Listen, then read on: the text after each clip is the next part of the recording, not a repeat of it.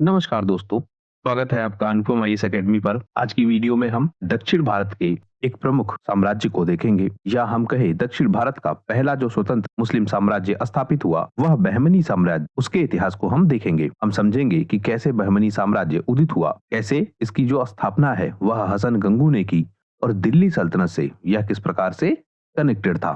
तो मैं अनुपम तिवारी स्वागत करता हूँ आपका अपने इस YouTube चैनल पर। आइए देखें बहमनी साम्राज्य के इतिहास को। इससे पहले हमने और भी स्वतंत्र शक्तियों की बात की है जो दिल्ली सल्तनत के दौरान उदित हुई। जैसे हमने बात की गुजरात की, हमने बात की बंगाल की और हमने बात की खानदेश की, जो कि बहुत इंपॉर्टेंट था अकबर के लिए। अगर आपने इन वीडियोस को ना देखा हो तो उन्हें भी आप देख लीजिए, जिससे जो आपकी कंटिन्यूटी है वह बन सके और आप समझ सकें कि चीजें किस प्रकार से कनेक्ट हो रही हैं। आज की वीडियो में हम बहमनी साम्राज्य को कवर करेंगे। जब हम बहमनी साम्राज्य का क्षेत्र देखते हैं तो मुख्यतः यह हमको दक्षिण भारत के क्षेत्र में मिलता है, और ज्यादा स्पेसिफाई अगर हम कहें तो जो दक्कन का क्षेत्र है वहीं पर हमको यह मिलेगा। बाद में इस क्षेत्र को लेकर बहुत सारी लड़ाइयां होंगी, इनकी आंतरिक लड़ाइयां भी होंगी, उसके साथ साथ जो बाह्य लड़ाइयां हैं यानी बाहर से जो आक्रमण है वह भी बड़ी मात्रा में इस क्षेत्र पर हमको दिखेंगे। इसी के साथ साथ हम यह देखेंगे कि मुगल काल के दौरान वह भी कोशिश करेंगे कि इस पर अपना अधिकार स्थापित कर ले जाएं।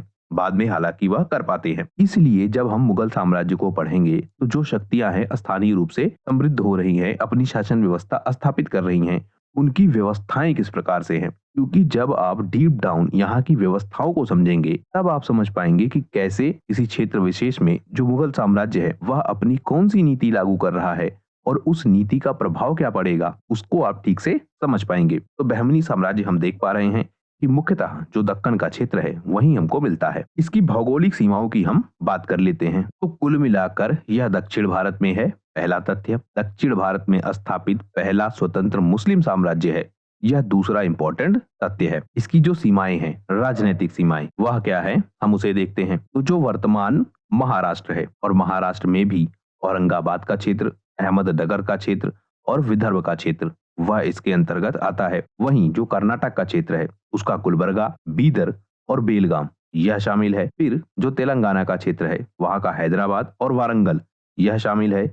वहीं आंध्र प्रदेश का जो कडप्पा है और करनूल है वह भी इसके सीमा क्षेत्रों में शामिल है। इसके साथ साथ मध्य प्रदेश का जो बुरहानपुर का क्षेत्र है वह भी इसकी सीमा में शामिल है। तो महाराष्ट्र का क्षेत्र, कर्नाटक का क्षेत्र, तेलंगाना का क्षेत्र, आंध्र प्रदेश का क्षेत्र और मध्य प्रदेश का क्षेत्र, यह बहमनी साम्राज्य का विस्तार है। अगर हम प्राकृतिक सीमाएं देखें तो इसके उत्तर में नर्मदा नदी है, दक्षिण में कृष्णा और तुंगभद्रा नदी है, पूर्व में कटक है और पश्चिम में अरब सागर है। तो यह इसकी प्राकृतिक सीमा हो गई और यह इसकी राजनीतिक सीमा हो गई। तो हमने एरिया समझ लिया कि यह साम्राज्य कहाँ था और हम किस क्षेत्र विशेष की बात करने जा रहे हैं। अब हम देख लेते हैं जब दिल्ली सल्तनत था तो उस समय जो बहमनी साम्राज्य है या उसका जो क्षेत्र है उसकी क्या स्थिति थी, मतलब कैसे उस क्षेत्र की जो परिस्थितियां हैं, वहां पर जो शासन व्यवस्था है वह दिल्ली सल्तनत के दौरान किस प्रकार से थी। और तभी हम समझ पाएंगे कि कैसे नए क्षेत्र का विकास हुआ और कैसे नए साम्राज्य की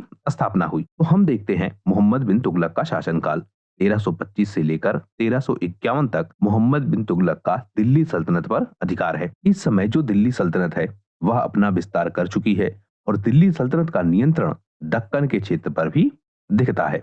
इसी क्रम में दिल्ली ने बहमनी साम्राज्य के क्षेत्रों को भी अपने अधिकार में ले रखा था, यानी बहमनी साम्राज्य का जो क्षेत्र था वह दिल्ली सल्तनत के अधीन था। इस क्षेत्र के विषय में जब हम देखते हैं तो दिल्ली सल्तनत के कई सारे सुल्तान कनेक्ट होते हैं। जैसे सबसे पहले अगर हम बात करें तो अलाउद्दीन खिलजी इस क्षेत्र से कनेक्टेड था। अलाउद्दीन खिलजी ने देवगिरी पर हमला किया, देवगिरी को लूटा और वहां से बहुत सारी संपत्ति उसने अर्जित की थी। यह घटनाक्रम हम देख चुके हैं। तो जो आपका देवगिरी का क्षेत्र है यही दौलताबाद का क्षेत्र था और वहीं पर मतलब उसी क्षेत्र पर बहमनी साम्राज्य बाद में स्थापित हुआ। वहीं जो मोहम्मद बिन तुगलक है इसने राजधानी ट्रांसफर की थी, जिस पर बहुत विवाद हुआ था। दक्षिण के क्षेत्र के जो लोग हैं उन्होंने भी विवाद किया और जो दिल्ली सल्तनत के लोग हैं उन्होंने भी बहुत सारा विद्रोह किया, क्योंकि यह नीति इसकी पूरी तरह से असफल हो गई थी। तो मोहम्मद बिन तुगलक ने भी दौलताबाद को अपनी राजधानी बनाया था। तुगलक शासन के दौरान हम देखते हैं कि इस क्षेत्र में जो शक्तियां हैं जैसे काकतीय वंश, होयसल वंश, यादव वंश, इनको पराजित होना पड़ा था और दिल्ली सल्तनत ने यहाँ अपनी शासन व्यवस्था स्थापित कर ली। तो दिल्ली सल्तनत के दौरान हम देखते हैं कि बहमनी साम्राज्य का जो क्षेत्र है उसका एक बड़ा हिस्सा उसके कंट्रोल में था। उसके बाद उदित होता है बहमनी साम्राज्य 1347 में। उदित होने का कारण क्या है? क्योंकि मोहम्मद बिन तुगलक की जो नीतियां हैं वह दक्कन में फेल कर चुकी हैं। दौलताबाद राजधानी ट्रांसफर की थी, कोई लाभ नहीं हुआ। सांकेतिक मुद्रा जारी की, कोई लाभ नहीं हुआ। युद्ध किए बहुत सारे, जैसे खरासन पर आक्रमण करने का प्लान किया, वह भी फेल कर गया। कश्मीर के क्षेत्र में आक्रमण किया, वह भी कोई लाभदायक नहीं था। तो बहुत सारे अभियानों के बाद जब मोहम्मद बिन तुगलक फेल कर जाता है, उसके बाद क्या करता है? वह कठोर कर नीतियां बनाता है, क्योंकि आर्थिक लाभ उसको कहीं से नहीं हो रहा था। तो अब वह कठोर कर नीतियों के माध्यम से टैक्स कलेक्शन करना चाहता था। तो एक तो राजधानी पहले ट्रांसफर की थी, उसका विद्रोह। उसके बाद जो कठोर कर नीतियां हैं, मतलब बहुत टाइट नीतियां हैं, बहुत ज्यादा टैक्स कलेक्शन यह करना चाहता है, उन सब के कारण यह क्षेत्र विद्रोही हो जाता है। और वहां पर एक व्यक्ति उभर कर आता है, बहमन शाह, जिसे हसन गंगू भी कहते हैं। दोनों नाम आप ध्यान रखिएगा, बहमन शाह या फिर हसन गंगू। इसने दिल्ली सल्तनत से विद्रोह कर दिया और 1347 ईस्वी में बहमनी साम्राज्य की नींव पड़ गई। हसन गंगू ने क्या किया? जो गुलबर्गा है, अर्थात कर्नाटक का क्षेत्र गुलबर्गा, उसको अपनी राजधानी बनाया और धीरे धीरे दिल्ली सल्तनत से यह दूर होता गया। दिल्ली सल्तनत का जो प्रभाव था वह इस पर नहीं रहा और इसने अपनी एक अलग से व्यवस्था विकसित कर ली। जब दिल्ली सल्तनत से यह स्वतंत्र हो गया तो उस समय क्या स्थिति है? अपनी स्वतंत्रता के बाद यह जो आपका बहमनी साम्राज्य है, यह क्षेत्रीय शक्तियों से लड़ता है और लड़ते हुए अपने साम्राज्य का विस्तार करने की कोशिश करता है। जैसे एक साम्राज्य और स्थापित हुआ था, विजयनगर साम्राज्य, जिसकी चर्चा अभी हम करेंगे बाद में। तो विजयनगर साम्राज्य की जो स्थापना है 1336 ईस्वी में, विजयनगर साम्राज्य और बहमनी साम्राज्य दोनों के बीच एक बहुत लंबे समय तक संघर्ष चलता रहा। दोनों आपस में लड़ते रहे और अंततः हम देखते हैं कि जो आपका बहमनी साम्राज्य है वह कई सारे हिस्सों में टूट जाता है। उसे हम समझेंगे डिटेल से। जब बहमनी साम्राज्य टूटा 1527 में, 1347 में स्थापित हुआ, 1527 में यह टूट गया और टूटने के बाद यह 5 हिस्सों में बट गया। जैसे आपका बीजापुर, गोलकुंडा, अहमदनगर, बरार और बीदर, यह 5 क्षेत्र है जिसमें बहमनी साम्राज्य आपका बट गया। तो दिल्ली सल्तनत से जब इसने स्वतंत्रता प्राप्त की, दिल्ली सल्तनत की जो पकड़ है वह इस क्षेत्र से कमजोर हो गई, तो इसने अपने क्षेत्र का विस्तार करना प्रारंभ किया।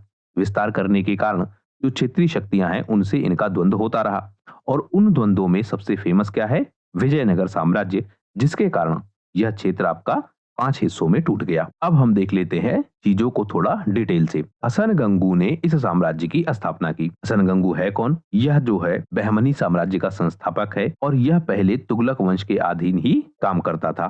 तुगलक वंश की नीतियों से असंतुष्ट था और उसी के कारण इसने नया साम्राज्य स्थापित कर दिया। यह जो आपका हसन गंगू है, यह दरअसल कौन है, इसके बारे में बहुत ठीक से जानकारी हमारे पास नहीं है, क्योंकि एक तो इसका हसन नाम, दूसरा इसका उपनाम बहमनी, इनमें लेकर बहुत सारा कंफ्यूजन है। अभी हम इस कंफ्यूजन को समझेंगे, लेकिन कुल मिलाकर हम यह देख पाते हैं कि इसकी सही जाति क्या है वह हम नहीं जान पाते हैं। कुछ इतिहासकार यह मानते हैं कि यह तुर्क या अफगान मूल का था और कुछ लोग यह मानते हैं कि जो भारतीय समाज है उसी में से यह ब्राह्मण समाज से कनेक्टेड था। तो किसी ब्राह्मण परिवार से यह कनेक्टेड हो सकता है, यह भी माना जाता है, जिसने बाद में इस्लाम धर्म स्वीकार कर लिया, या फिर यह तुर्क या फिर अफगान का मूल निवासी था। इसका नाम हसन गंगू है, यह हमने अभी देख लिया। और तुगलक शासन के दौरान यह एक सैनिक था। धीरे धीरे जो मोहम्मद बिन तुगलक की नीतियां हैं वह इसको पसंद आना बंद हो जाती हैं, यानी उन नीतियों का यह विरोध करना प्रारंभ कर देता है और विरोध करते करते यह अपनी स्वतंत्र शासन व्यवस्था स्थापित कर ले जाता है। अब हमने जैसे चर्चा की कि हसन गंगू और बहमन शाह, क्योंकि बहमनी नाम हमको दिखता है, तो जो बहमनी है वह कनेक्टेड होता है बहमन शाह से। तो यह कनेक्शन कैसे होता है वह हम देख लेते हैं। एक तो ईरानी प्रभाव हमको दिखता है, क्योंकि जो बहमनी साम्राज्य है इसकी बहुत सारी नीतियां ईरानी शासन व्यवस्था से हमें कनेक्टेड दिखती हैं। मतलब जिस तरह की शासन व्यवस्था ईरान में थी उसी तरह की शासन व्यवस्था हमको हसन गंगू के समाज में दिखती है या उसके साम्राज्य में हमको दिखती है। इसने फारसी भाषा को अपनाया और यही फारसी भाषा बहमनी साम्राज्य की आधिकारिक भाषा थी। तो यह प्रभाव देख लिया। इसके अलावा जो ईरान के शासक हैं उनसे यह खुद को कनेक्ट करता था। यह कहता था कि ईरानी शासन व्यवस्था के जो महान शासक हैं उनसे इसका कनेक्शन है। तो ईरानी प्रभाव हम देखते हैं बहमन शाह नाम के पीछे। फिर यह कोशिश यह करता है कि जो फारसी परंपरा है उसमें जो बहमन शब्द का इस्तेमाल किया जाता है उस शब्द का प्रयोग यह अपने लिए करे।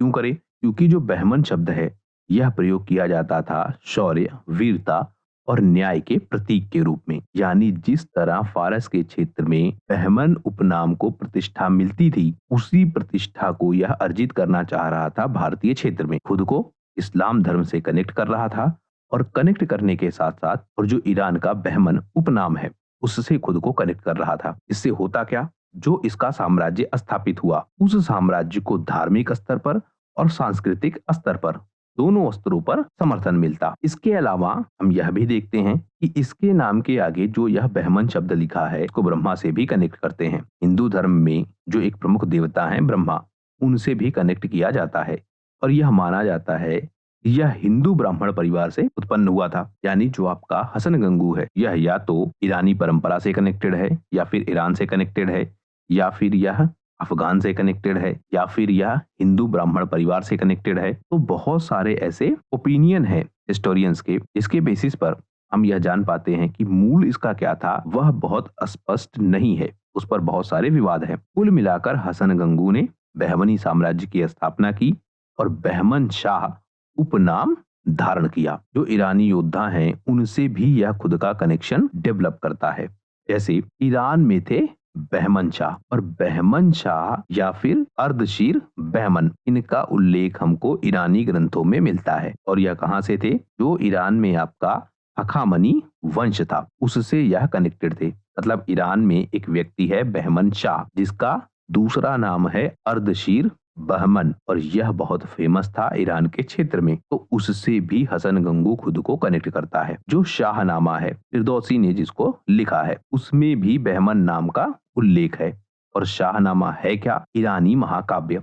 तो ईरान की व्यवस्था में जो बहमन नाम है वह नाम काफी फेमस था और हसन गंगू खुद को उससे भी कनेक्ट करता है। अब यह सब कुछ क्यों हो रहा है? क्योंकि इसे इस्लामी साम्राज्य से समर्थन लेना है। दूसरा, जो ब्राह्मण हैं या हम कहें जो हिंदू समाज है उससे भी इसको चाहिए था समर्थन। तो सामाजिक व्यवस्था से समर्थन अर्जित करने के लिए यह अलग अलग क्षेत्रों से खुद को कनेक्ट कर रहा है। मूलतः यह कोशिश करता है कि ईरान से यह खुद को कनेक्ट करे, लेकिन ब्राह्मणों से भी इसका कनेक्शन दिखाया जाता है। यह भी माना जाता है कि शायद यह किसी ब्राह्मण का शिष्य था, मतलब इसका गुरु ब्राह्मण था। तो इस तरह इसकी पृष्ठभूमि बनती है और यह एक नए साम्राज्य की स्थापना कर पाता है। अब हम देख लेते हैं बहमनी साम्राज्य के क्षेत्र को।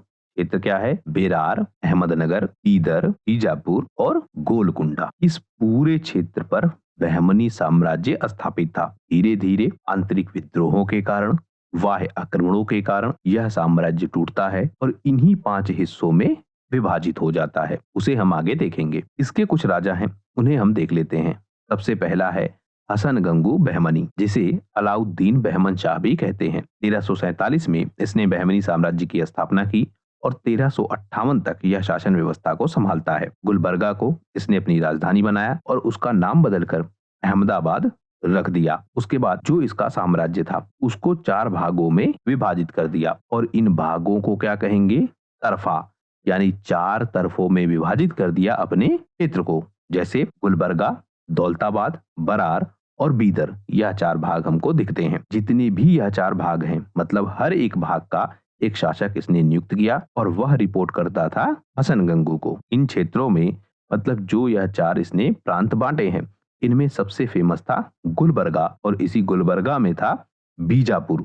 बीजापुर आपका बाद में बहुत फेमस होगा और यह आपका मराठा साम्राज्य से भी कनेक्ट होगा, उसे हम आगे कवर करेंगे। तो गुलबर्गा सबसे फेमस और गुलबर्गा में भी बीजापुर सबसे फेमस था। अपनी शासन व्यवस्था स्थापित करने के बाद जो स्थानीय शक्तियां हैं, स्पेशली जो हिंदू शासक हैं, उन पर इसने नियंत्रण स्थापित किया। नियंत्रण स्थापित करने के बाद जागीर देने की व्यवस्था इसने प्रारंभ की। उसके साथ साथ जो हिंदू हैं उनसे जजिया ना लिया जाए यह आदेश भी यह जारी करता है। तो हिंदुओं से जजिया ना लिया जाए, हिंदू शासकों पर यह नियंत्रण करता है और फिर उनको उच्च पदों पर नियुक्त करके जागीरें देता है। अब यह सब कुछ यह क्यों कर रहा है? जिससे जो स्थानीय हिंदू शासक हैं वह विद्रोह ना करें। तो एक तरफ खुद को कनेक्ट कर रहा था ईरानी व्यवस्था से, जिससे जो मुस्लिम समाज के लोग हैं वह विद्रोह ना करें। फिर खुद को कनेक्ट कर रहा है हिंदू शासकों से अपनी प्रशासनिक नीतियों के तहत, जिससे जो हिंदू शासक हैं वह भी इसका विरोध ना करें। इन सब के साथ एक बहुत जरूरी काम यह करता है। ऐसा काम, यह दाबुल पर अधिकार करता है। दाबुल क्या है? यह पश्चिमी समुद्र तट पर बना हुआ एक बंदरगाह है। अब जब यह इस बंदरगाह पर अधिकार करेगा तो यह इसको पहुंचाएगा आर्थिक लाभ बड़ी मात्रा में। तो दाबुल पर यह अधिकार करता है। और उसके साथ हम यह देखते हैं कि 11 फरवरी 1358 में इसकी मृत्यु हो जाती है। तो हसन गंगू से संबंधित यह सारे इंपॉर्टेंट फैक्ट हैं। इससे ज्यादा आपसे नहीं पूछा जाएगा। अब हम देख लेते हैं जो दाबुल की हमने चर्चा की, यह आपका क्षेत्र है दाबुल का, जो महाराष्ट्र का क्षेत्र है, वहीं पर हमको यह मिलता है और इसकी बहुत इंपॉर्टेंस है। कैसे? अभी हम देख रहे हैं। जब दाबुल पर अधिकार किया गया तो इससे हुआ क्या? जो यह समुद्री बंदरगाह है दाबुल का, यह एक प्रमुख व्यापारिक केंद्र था और इस पर अधिकार करने के बाद जो बहमनी साम्राज्य है उसकी आर्थिक स्थिति बहुत मजबूत हुई। दाबुल है कहाँ? जो महाराष्ट्र का वर्तमान में रत्नागिरी जिला है, वहीं पर हमको यह दिखता है। जब इस पर अधिकार किया गया, यानी दाबुल पर जब अधिकार किया गया, तो इससे बहुत सारा व्यापारिक लाभ हुआ और जो आर्थिक स्थिति है बहमनी साम्राज्य की, वह काफी मजबूत हुई। क्योंकि जो यह आपका क्षेत्र है दाबुल, यह एक प्रमुख व्यापारिक केंद्र था, बंदरगाह था। तो पश्चिम से व्यापार बड़ी मात्रा में यहाँ से हो रहा था। अरब से व्यापार, फारस से व्यापार, मिस्र से व्यापार और जो यूरोपीय व्यापारी हैं उनसे भी व्यापार यहाँ से हो रहा था। बड़ी मात्रा में यहाँ से मसाले, कपड़े, मोती, कीमती पत्थर, यह सारी वस्तुएं जाती थी। घोड़े, सोने के सिक्के, चांदी के सिक्के, यह सब भारत में आते थे। तो एक प्रमुख व्यापारिक केंद्र था और जब इस व्यापारिक केंद्र से बंदरगाह शुल्क वसूला जाता था तो उसका एक बड़ा हिस्सा पहुंचता था बहमनी साम्राज्य के पास। इससे जो बहमनी साम्राज्य है उसकी आर्थिक स्थिति बहुत मजबूत हो गई। आर्थिक स्थिति के साथ साथ जो बहमनी साम्राज्य है उसकी सैन्य क्षमता भी काफी मजबूत हुई जब उसने दाबुल पर अधिकार कर लिया। इस अधिकार से बहमनी साम्राज्य की पकड़ समुद्र तक हो गई, यानी बंदरगाह पर अधिकार करने के बाद समुद्र तक इसकी पहुंच स्थापित हो गई। अब आसानी से यह वहां से व्यापार तो कर ही सकता था, लेकिन उसके साथ साथ अपनी नौसेना भी विकसित कर सकता था। इस नौसेना का लाभ विजयनगर साम्राज्य के खिलाफ इसको मिलता है। तो विजयनगर साम्राज्य से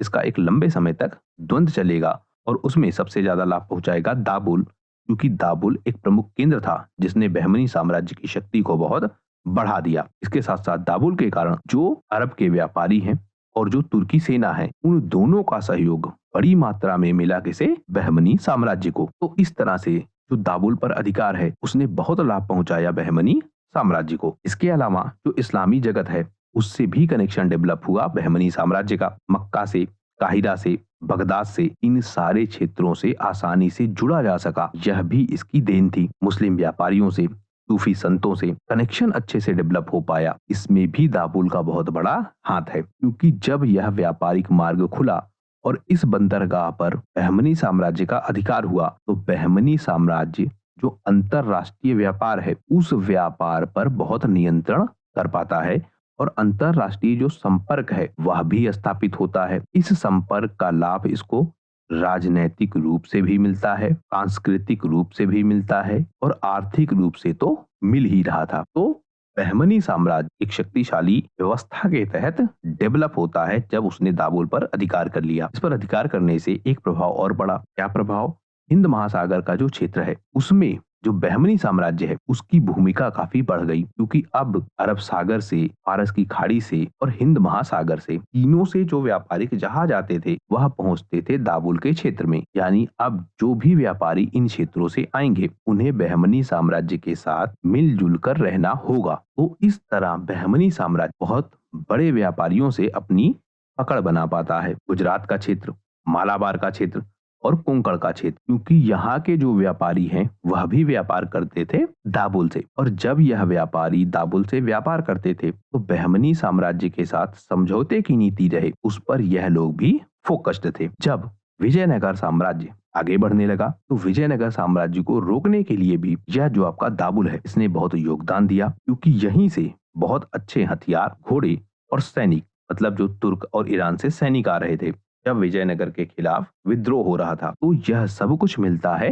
बहमनी साम्राज्य को इस क्षेत्र से। अब हम देख लेते हैं जो बहमनी साम्राज्य के प्रमुख राजा हैं वह कौन कौन से हैं। अभी हमने देखा अलाउद्दीन बहमन शाह को 1347 से 1358 तक। इसके बाद मोहम्मद शाह प्रथम 1358 से 1375 तक। उसके बाद मुजाहिद शाह 1375 से 1378 तक। उसके बाद दाऊद शाह 1378 ईस्वी तक, मतलब 1 साल का ही इसका शासनकाल है। उसके बाद मोहम्मद शाह द्वितीय 1378 से 1397, गयासुद्दीन शाह 1397, ताजुद्दीन फिरोज शाह 1397 से 1422 तक। यह शासनकाल भी बहुत इंपॉर्टेंट है। फिर अहमद शाह प्रथम 1422 से 1436 तक, अलाउद्दीन अहमद शाह द्वितीय 1436 से 1458 तक, हमीद शाह 1458 से 1461 तक, मोहम्मद शाह तृतीय 1463 से 1482 तक, महमूद शाह चतुर्थ 1482 से 1518 तक, और उसके बाद अंतिम शासक कालीमुल्लाह शाह 1527 तक। तो यह सारे प्रमुख राजा हैं। अब इन सारे राजाओं का नाम आपको याद नहीं करना है, आपको बेसिक क्या याद रखना है। एक तो अलाउद्दीन बहमन शाह जो इसका संस्थापक है, फिर हमको सबसे ज्यादा याद रखना होगा ताजुद्दीन फिरोज शाह, क्योंकि बहुत ज्यादा परिवर्तन इसके शासनकाल के दौरान होंगे। तो आज की वीडियो में हमने समझा कि अलाउद्दीन बहमन शाह ने किस तरह से अपनी प्रशासनिक व्यवस्था स्थापित की। जो दाबुल वाला प्रकरण है या जो दाबुल का बंदरगाह है, इसे आप जरूर ध्यान में रखेंगे, क्योंकि जब इसको आप ध्यान में रखेंगे तब आपको यह पता रहेगा कि इसकी इम्पोर्टेंस क्या है और क्यों इस पर अधिकार के लिए बहुत सारे द्वंद्व होंगे। मतलब जो भी शक्ति उस क्षेत्र में होगी वह यह कोशिश करेगी कि दाबुल पर उसका नियंत्रण हो, और उस नियंत्रण के पीछे कारण क्या है वह हमने बहुत डिटेल से समझ लिया। पश्चिम से व्यापार, पश्चिम से सांस्कृतिक संपर्क, पश्चिम से राजनीतिक संपर्क, उसके साथ साथ भारत के जो आंतरिक व्यापारी हैं उनसे भी संपर्क, तो बहुत प्रमुख भूमिका यह अदा कर रहा था। आने वाली वीडियोस से हम देखेंगे कि अलाउद्दीन बहमन शाह के बाद जो बहमनी साम्राज्य है उसकी व्यवस्थाएं किस प्रकार से परिवर्तित हुई, कैसे यह साम्राज्य मजबूत हुआ और अंततः कैसे यह साम्राज्य 5 टुकड़ों में टूट गया। बाद में जो इसके क्षेत्र हैं उन पर कैसे अलग अलग शक्तियों ने अधिकार किया, फिर कैसे वह अंततः मुगल साम्राज्य के अंतर्गत समाहित हो गए, यानी मुगल साम्राज्य ने उन पर अधिकार कर लिया। तो आज की वीडियो में सिर्फ इतना ही। वीडियो यदि पसंद आया हो तो प्लीज शेयर कीजिए अपने दोस्तों के साथ, सब्सक्राइब कीजिए इस चैनल को। आपका हमसे जुड़ने के लिए बहुत बहुत धन्यवाद। आपका दिन शुभ हो।